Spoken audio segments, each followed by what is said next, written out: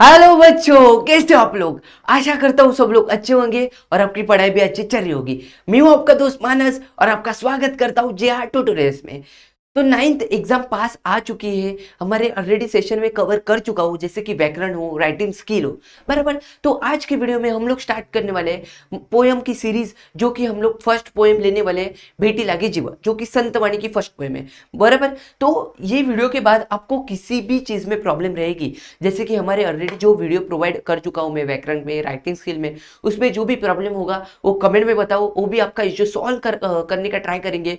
और इसके बाद भी आपको कौन सा वीडियो चाहिए, जैसे कि आपका एग्जाम पास आ रहा है तो आपको वन शॉट चाहिए, या किसी ग्रामर के टॉपिक में आपको प्रॉब्लम आ रही है तो वो वीडियो आपको फिर से चाहिए, तो वो भी हम लोग प्रोवाइड करेंगे। बस आपको कमेंट में आपका प्रॉब्लम बताएं, हम लोग आपको वीडियो भी प्रोवाइड करेंगे और आपका प्रॉब्लम भी सॉल्व करेंगे, बराबर।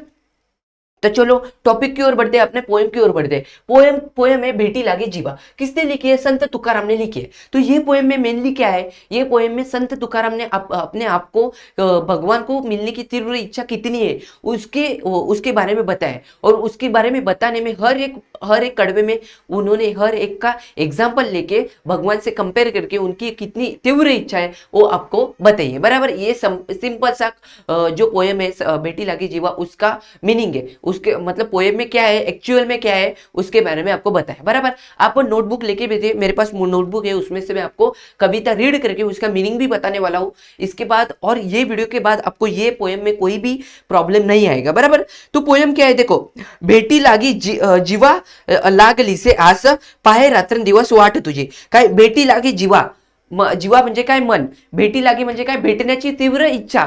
मतलब कवी क्या बोल रहा है कि कवी सांगतो की मला त्या व्यक्तीची, कवी क्या बोल रहा है कि मला त्या व्यक्तीची, मतलब कौन से व्यक्ति की? या व्यक्ति की तुलना किससे की है? व्यक्ति की तुलना भगवान से की है, कि मेरे को किससे मिलना है, मेरे को भगवान से मिलने की इच्छा कितनी है, बहुत तीव्र इच्छा हो रही है, और मैं उसके लिए रात्रंदिवस क्या कर रहा हूँ, वेट कर रहा हूँ। आणि माझे मन, मतलब मेरा जो जीवा है, मेरा जो मन है, जीवा का मतलब क्या है? मन। मेरा मन कैसा हो रहा है? व्याकुल हो रहा है। यही कवि क्या बोल रहे हैं? फर्स्ट कड़वे से बोल रहे हैं। मतलब कवि किसको कंपेयर कर रहे हैं? व्यक्ति को, एक पर्सन को, मतलब अपने आप को कंपेयर कर रहे हैं कि मेरी बहुत तीव्र इच्छा है भगवान को मिलने की, बराबर। और उसके लिए मैं के रात्रन दिवस क्या कर रहा हूँ, वाट पा रहा हूँ, मतलब वेट कर रहा हूँ, बराबर।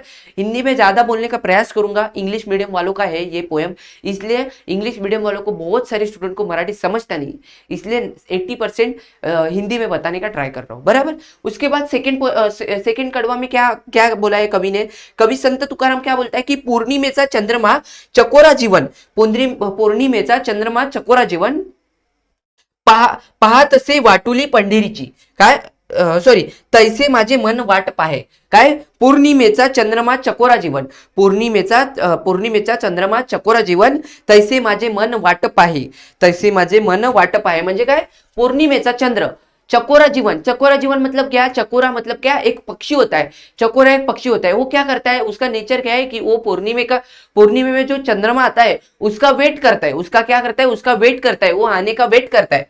वैसे ही उसका उसका तुलना किससे की है? भगवान से की है, कि जैसे चकोर वेट करता है पूर्णिमे का, वैसे ही कवि भगवान को मिलने का वेट कर रहे हैं। वो उसका मन कैसे हो रहा है? तीव्र इच्छा है उनकी भगवान से मिलने के लिए। देखो, जसा चकोर पक्षी पौर्णिमेच्या चंद्राची आतुरतेने वाट पाहतो, तसेच कवीचे मन ही भेटीसाठी आतुर है। जैसे चकोर पक्षी वेट करता है, वैसे कवि को भगवान को मिलने का क्या आतुरता हो रही है, उनका भी वेट हो रहा है, बराबर। उनको भी वैसे ही वेट करना पड़ रहा है, बराबर। और थर्ड इसमें क्या बोल रहे हैं कवि? थर्ड इसमें क्या बोल रहे हैं कि दिवाळीचा मुळा लेकी आसवली, पाहत असे वाटुली पंढरीची। काय? दिवाळीचा मुळा, दिवाळीच्या मुळा लेकी आसवली, पाहत असे वाटुली पंढरीची। देखो यहाँ पे कौन सा उत्साह लिया है? दिवाली को क्या कंपेयर करके बोला है कवि ने? क्या बोला है कि जैसी दिवाली जवळ येत असते, देखो जैसे दीपावली ये त्योहार पास में आता है, वैसे ही कैसे मन में कैसा आनंद का, उत्साह का माहौल हो जाता है, बराबर। आजू बाजू में, आसपास में, हमारे मन में, हम लोग को बहुत, सब व्यक्ति के मन में कैसा उत्साह का, आनंद का ऐसे माहौल हो जाता है। वैसे ही कवि क्या बोलते हैं, जैसे दिवाली में हमारा मन आनंद और उत्सुकता होती है, हमारे मन आनंद और उत्सुकतेचे बढ़ता है, वैसे ही कवीच्या मनात भेटीची ओढ आणि आनंदाची भावना वाढत है। वैसे ही कवि को भगवान को मिलने की जो इच्छा है वो कैसे हो रही है, वो बढ़ रही है। उनके मन में कैसी हो रही है, बढ़ रही है। और उनके मन में आनंद की भावना हो रही है, बढ़ रही है, आनंद की भावना भी बढ़ रही है। बराबर। फोर्थ पैराग्राफ में कवि क्या बोलते हैं, देखो बहुत छोटी सी पोएम है, 5 कड़वे की ही पोएम है, बहुत इजी मीनिंग है, कुछ भी हार्ड मीनिंग नहीं है। आपको सिर्फ ध्यान में क्या रखना है कि कवि ने इस पोएम में क्या बताया कि कवि ने हर एक कड़वे में एग्जाम्पल लिया है किसी का। अभी फर्स्ट इसमें कवि ने खुद को रखा है कि मेरे को कैसे लग रहा है कि भगवान को मिलने की तीव्र इच्छा है और वो इच्छे में मैं कैसे व्याकुल हो रहा हूं, ये कवि ने फर्स्ट इसमें बताया। उसके बाद सेकेंड में किसको कंपेयर किया है, सेकेंड में चाकोर पक्षी को लिया है, बराबर, उसको कंपेयर किया है। उसके बाद थर्ड में क्या कौन सा त्योहार लिया है, दिवाली, बराबर। उसके बाद फोर्थ में कवि ने क्या लिया है, फोर्थ में देखो भूके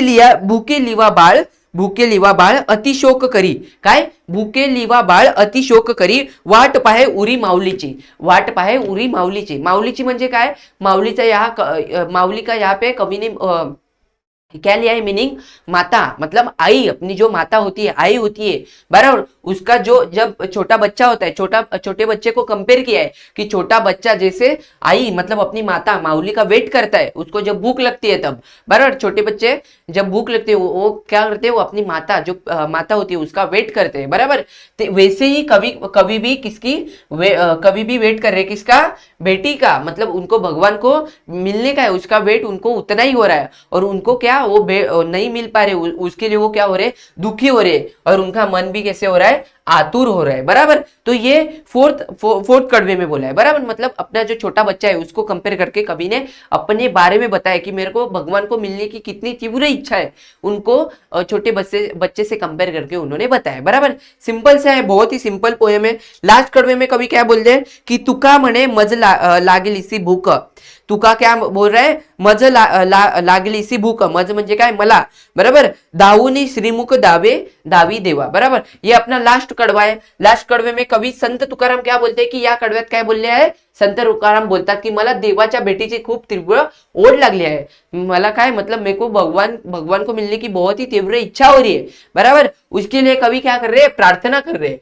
क्या, उसके लिए कवि प्रार्थना कर रही है। कवि कौन, संत तुकाराम प्रार्थना कर रहे हैं कि लवकर लवकर आप क्या मेरे से मिलो, मेरे से लवकर लवकर मेरे को भेंट दो, मेरे को बहुत ही मिलने की तीव्र इच्छा हो रही है आपसे, बराबर। तो ये कविता में 5 ही अपने कड़वे हैं और बहुत ही सिंपल है, बहुत ही सिंपल है। आपको आइदर क्या आ सकता है, आइदर 8 मार्क्स को आपको पूरी की पूरी पोएम आएगी और पोएम को देख के आपको क्वेश्चन आएंगे, मतलब क्वेश्चन आएंगे, उसके आपको आंसर पोएम में ही मिलेंगे, वो आपको लिखने हैं, बराबर। एक ये हो सकता है, नहीं तो आपको रस ग्रहण में पोएम का नाम आएगा कि भेटी लागी जीवा, उस पर आपको 5 आपको क्वेश्चन पूछे जाएंगे, कवि का नेम, कविते का विषय, बराबर, कविता आवडण्याचे कारण, बराबर, ये सब आपको, और शब्दांचा अर्थ और ओळींचा अर्थ, ये 5 आपको आते हैं, आपको मालूम है ये, बराबर। तो रस ग्रहण भी लेने वाला हूं, लेकिन ये बहुत ही इंपॉर्टेंट पोएम है, बहुत ही सिंपल भी है, इंपॉर्टेंट तो है ही, लेकिन बहुत ही सिंपल पोएम है। कवि ने सिर्फ तुलना की है, आपको बस उतना ही याद रखना है, मीनिंग भी आपको दिया है, मीनिंग आपको समझ के लेना है और खुद से घर जाके प्रैक्टिस करना है, क्वेश्चन का भी प्रैक्टिस करना है और खुद से कविता का सब्जेक्ट भी बता दिया कि सब्जेक्ट क्या है। कवि ने क्या बताया कि इसमें सब्जेक्ट इतना ही है कि कवि ने या कवितेमध्ये एवढंच सांगितलं आहे की कवीने हर एक कडव्यामध्ये एक्झाम्पल घेऊन कवीला देवाला भेटण्याची किती तीव्र इच्छा आहे हे त्यांनी एक्सप्लेन केलं आहे। हाच कवितेचा विषय, सिंपल 1 मार्क्सला येतो, दोन लाईनीचा आपला कवितेचा विषय पाहिजे, बरोबर। सिंपल कवितेचा विषय झाला, कवितेचं नाव झाला, बराबर। ये आपको डिटेल में एक वीडियो भी बनाऊंगा, लेकिन मैं आपको शॉर्ट में भी बता देता हूँ, बराबर। कविता आवड़ने कारण क्या है मैं आपको पहले भी बता दिया हूँ, मतलब पहले आपको वीडियो में जो आपने पहले में 10 के वीडियो बनाए थे उसमें भी कुछ स्टूडेंट देख लेते हैं, तो उसमें आपने देखा रहेगा। तो सिंपल से आपको क्या लिखना है, जिसको कुछ भी नहीं आता उसको क्या लिखना है की कविता आवडण्याचे कारण असे आहे की मला ही कविता पहिले तर खूप आवडली, कारण की यामध्ये कवीने जी भाषा वापरली, मतलब जो लैंग्वेज यूज की है बहुत ही सिंपल है। इसमें जो क्या यमकयुक्त शब्द वापरलेत, बराबर.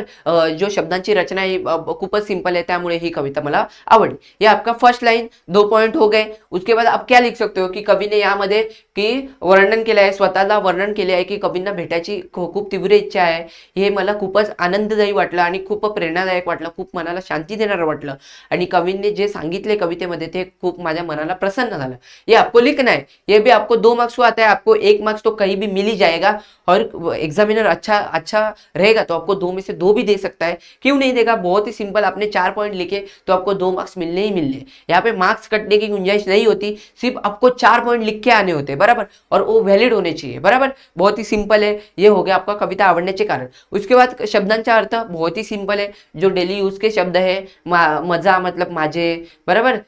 बहुत ही सिंपल है. शब्द के अर्थ भी आपको चाहिए तो मैं रस ग्रहण की पूरी वीडियो ही नहीं बनाऊंगा, वो आपको दे दूंगा, वो भी आपको प्रोवाइड कर दूंगा. और जो लाइन के अर्थ है, मीनिंग तो आपको लिख के दिए और आपको बता भी दिया हूँ. ये लाइन भी आपने कर दिए तो आपको जो वर्ड के शब्द है उसके मीनिंग आपको समझ में आ जाएंगे. तो ये अपनी पूरी एक फर्स्ट कविता बेटी लागी जीवा.